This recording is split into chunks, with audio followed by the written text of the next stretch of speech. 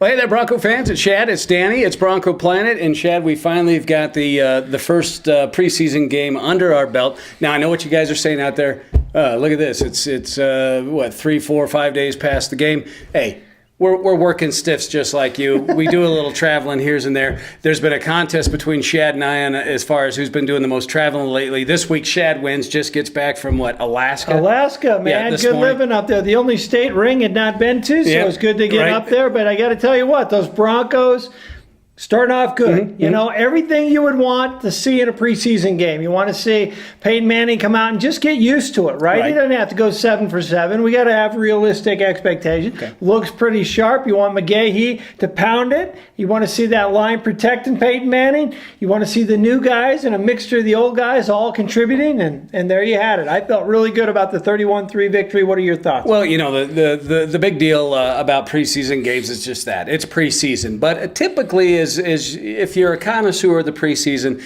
defense usually wins the day. Offenses take a little time to gel, especially a Denver offense that has a brand new quarterback. You know, granted, he is still Peyton Manning. There's timing, there's routes, there's other things that are involved. So typically the defense are going to rule the day. They did, I think, in this case, in all strings that hit the field against Chicago. But let's be honest here. Let's even go to first string against first string. It's no secret that Chicago's had the worst offensive line since for a long time. Yeah, since Elway still played. That didn't change much. But I was always, I don't know if it's just me, and I can't certainly speak for you, Shad, but I've kind of got the offense with Peyton Manning at the helm on automatic.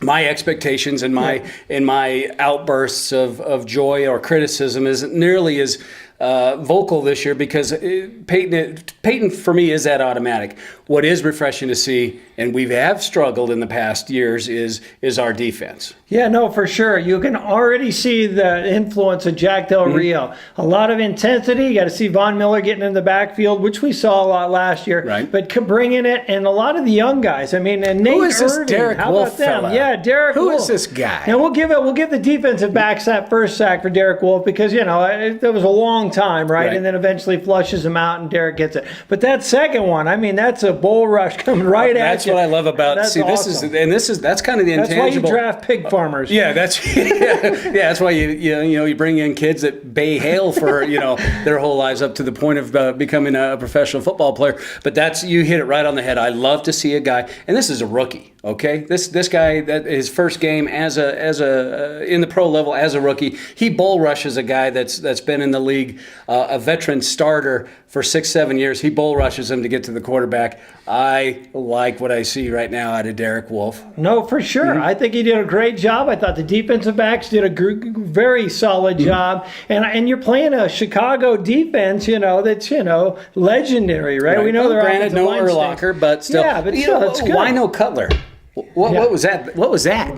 And here's what I'm starting to wonder is going to be a big problem, though, for the Broncos is who the hell are they going to cut? That's what I don't get. Because you're seeing guys that, are we really talking about, Xavier Oman? I mean, that guy pounded some guys, fought out some runs, and that's the kind of running John Fox likes. There's no hole. He plows into somebody. He creates his extra 5-7 yards. No, Sean Moreno has showed up for the first time, and maybe his career has a pretty decent day. We've talked a lot about Jeremiah Johnson, how we like him. McGahee was a tank. Who do you cut? And don't even get me started about the tight ends. We got too many tight ends that can contribute. Right. So. Well, just to touch base real quick on with you on that running back situation. A couple weeks ago, Mario Fannin blows out an Achilles. I actually had Mario, right behind McGahee because he has that kind of talent. We lose him again for the year, and I thought really honestly that kind of cinched up No Sean's position on the team. That position is just hurt so often that you can never have enough running backs. It seems when Mario Fannin went down, I thought, well, I guess No Sean's on the docket yet for another year, and then along comes a guy like Xavier Odom. Who? Yeah. What? Yeah, absolutely. Oh my God, this guy and the social media and Twitter and Facebook's all blowing up. Who is this guy? Who is this guy? We even came up with the moniker XO. Yeah.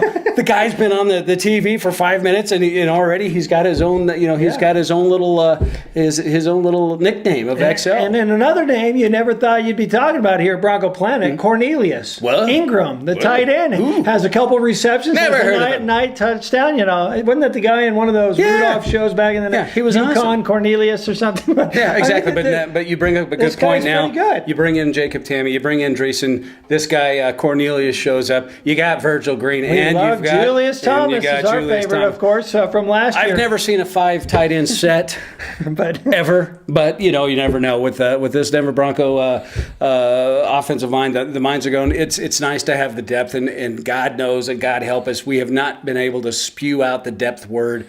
Even over the last 5 years, very often, very much at any particular position.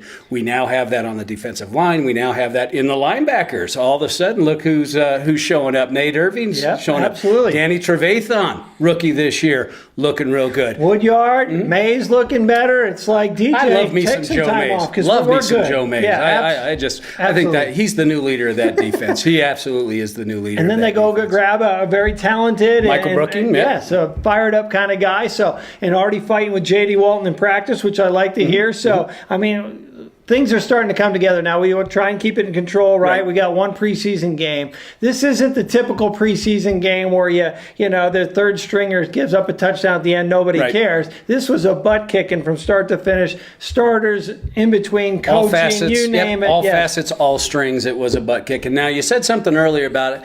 The Broncos are going to be in a tough position when it comes to cut day. And I think at this point, we should, real quickly examine the most important position with the Denver Broncos. That is the quarterback position. Obviously, Peyton's our number one guy. They brought in a guy like Caleb Haney, who is a veteran backup.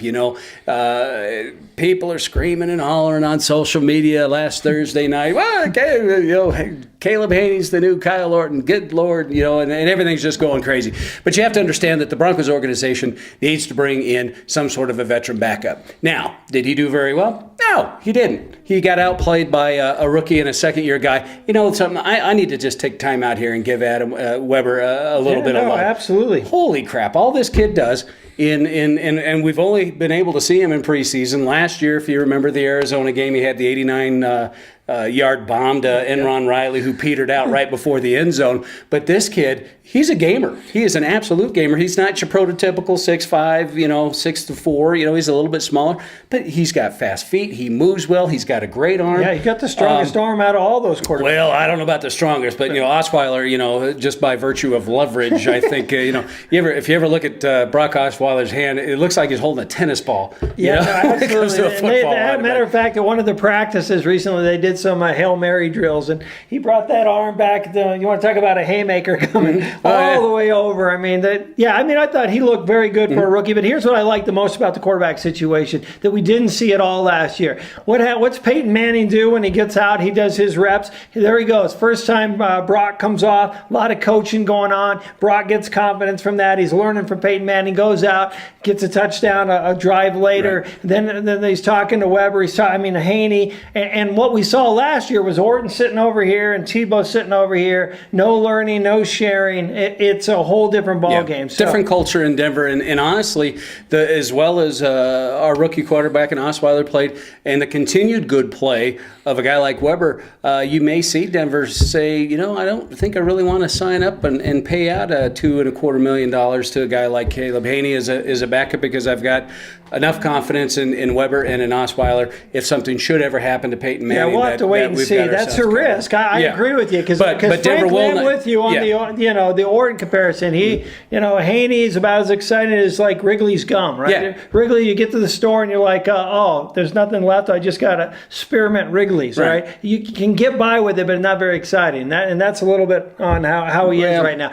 He's going to have to play better. He hasn't had a great camp in my eyes, and completed 50% of his passes and was ho-hum, to say the least. But he's a veteran. There's a risk of Peyton Manning going down, and you saw what happened to the Colts when Peyton Manning was gone. It's a whole different ball game. It is a whole different ball game. Quick stat for all you statisticians out there that we had to endure last year with Tim Tebow. Weber last year, not a lot of people know this, best quarterback rating of all the quarterbacks in camp. That's the kind of guy that comes along. Denver will not carry 4 quarterbers. Yeah. So it's either going to be Weber or it's going to be Haney. I don't know that Weber is going to take up a valuable spot on the practice squad, but if I'm a betting guy and things keep progressing the way they are, as far as what we see week to week in a preseason game and in practice, you might see Caleb Haney go bye-bye, and you may have a second-year guy or even a rookie as a backup to Peyton Manning. I'm okay with that, but we'll see how it goes. Luckily, we don't have to make those decisions. It's a good thing we don't make those decisions. We have a hard time picking out our soda for the day. So my pants don't even match. So and they never have. Yeah. But all right, so rolling along. This that's it. We're going to go out with the old. So the new website, we've been talking about it for weeks and weeks. Finally, we're getting down to about a week to go. Right. So we're going to do a little contest, but we're not going to present prizes this year the way we've done before. We got a real special treat that every number one show in the world has. And what is that, Danny? I don't know. I don't have a clue. I have no idea where you're going with this, Shad. We're going with... oh, you mean the prize monkey? Yeah, the prize monkey. How many shows have prize monkeys, folks? Let me see. I just can't think of anyone. So anyhow, I think Letterman tried it. Yeah, with a real monkey. We don't have that kind of budget. So anyhow, this week's prize monkey, Shad, what do we got? Well, here's what we're going to do. Because this new website is rolling out, we want you to go to BroncoPlanet.com. Yep. You're going to see the same old thing, right? Same old site that we've had the last couple of years. But sometime later in the week, I'm not telling you when, because we don't know. Lo and behold, we have no idea. If the bill doesn't clear, maybe 3 weeks. The check hasn't cleared yet. Here's what you got to do. When you go there, we're going to tell you a little bit about the site here real quick. You're going to have all the latest Twitter updates you're going to have on there from all the Broncos, your favorite players. You're going to have Bronco updates, all the latest news, whether it's Denver Post, whether it's, NFL.com. Right, exactly. You name it, Broncos, it's on there. We're going to have 4 or 5 different shows going on. We're going to have this show. We're going to have novelty songs. We're going to have a lot of other things like that. But we are going to have something to honor our old school players, doing all the events that we've done with the alumni. So here's what. You go to the alumni section. You will see an article to kick off the season on Rick Upchurch, one of the best return guys in the history. Best return guy for the Denver Broncos. Absolutely. And we're going to give away an autographed helmet. This actually cut to the prize monkey here real quick, and you can see what we're giving away. So what you got to do, go to the website. When you get the website, go to Old School, find the Rick Upchurch article, write a comment. You do the comment, first one on the comment on that Rick Upchurch thing, you own this helmet. Now let's go to the monkey.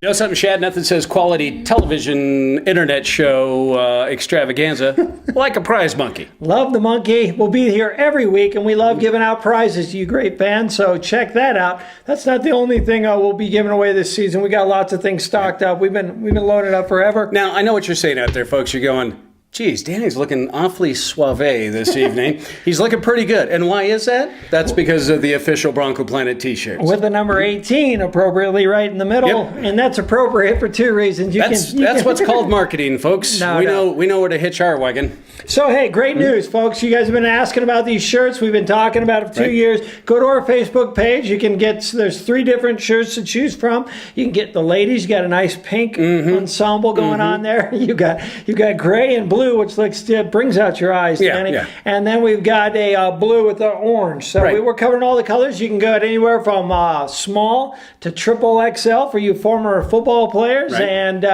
hey, it's right there. And eventually you'll be able to use a credit card, PayPal. But for the time being, there's a little P.O. box. Send us a check. We'll get that right out to you. Check money order. That certainly works. Go to our Facebook page. It's Bronco Planet on Facebook. Whoa, that was a tough one to discuss or to inform people of. But anyhow, all the information's there. You want a little swag. You want to represent Bronco Planet as well as the Denver Broncos. You have that opportunity for a low price of.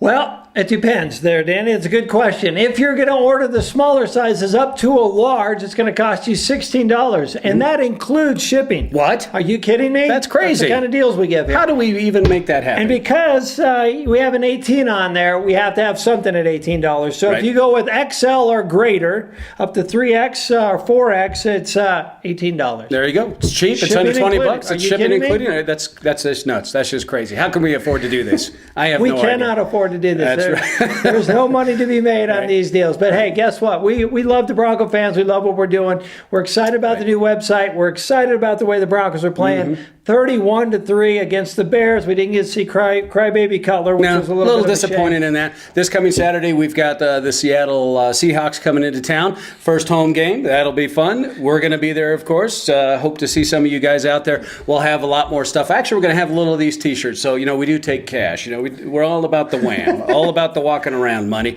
and other great prizes. It's just, we are so excited. The season's finally here. Things are looking up. It is not the cluster that has been the Denver Broncos over the past 3 or 4 years. Yeah, great things. And now we can start checking the boxes. Did Manning look pretty decent? I think he did. The guy that didn't play a year, check the box. Did they protect him? How'd that defense look, Chad? Pretty darn good. How'd our first round draft pick look, Chad? Well, check the box. Our first draft pick, I shouldn't say first round, but check. We were at that party and nothing happened in the first round. And this guy, Xavier. Who? Xavier. Who? I'm speechless, man. If these guys stay healthy, big things and wonderful things I think are going to happen this year for us. Great things, folks, and you know where to catch it right here at Bronco Planet.